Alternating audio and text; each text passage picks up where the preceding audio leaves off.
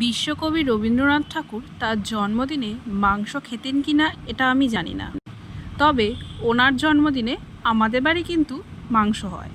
আজকে সেই রেসিপি নিয়েই চলে এসেছি। কড়াইতে তেল দিয়ে পেঁয়াজ কুচিগুলো দিয়ে একটু ভাজা ভাজা করে নিয়েছি।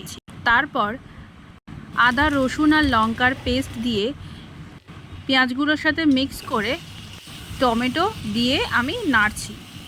টমেটোগুলো ততক্ষণ নাড়তে হবে যতক্ষণ না সেটা একটু নরম হয়ে যায়।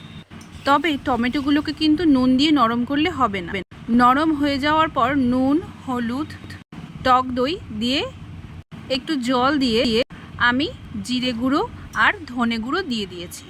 নর্মালি আমরা যখন চিকেন রান্না করি আমরা টক দই, জিরে গুঁড়ো আর ধনে গুঁড়োটা স্কিপ করে যাই, কিন্তু যেহেতু আজকে বিশ্বকবি রবীন্দ্রনাথ ঠাকুরের জন্মদিন, তাই তার জন্মদিনটা আমরা একটু এইভাবেই সেলিব্রেট করছি।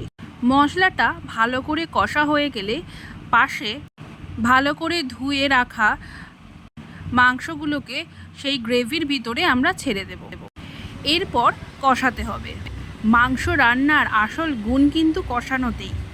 যে যতক্ষণ ধরে কষাবে তার কিন্তু মাংসের টেস্ট তত ভালোই হবে।